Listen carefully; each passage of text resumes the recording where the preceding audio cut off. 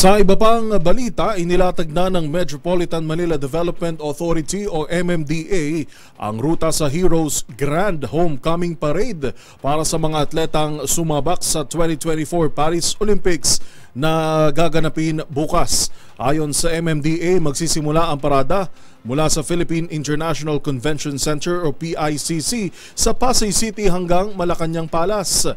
Dahil dito ipatutupad ang stop and go scheme sa mga sumusunod na lugar.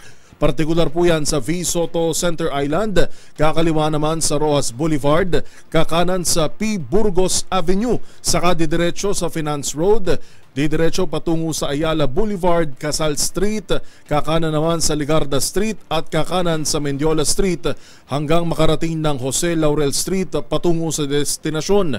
Inaasahan ng matinding pagbigat sa daloy ng trapiko na idudulot po ng parada. Kaya inaabisuhan ng mga motorista na dumaan sa mga alternatibong ruta.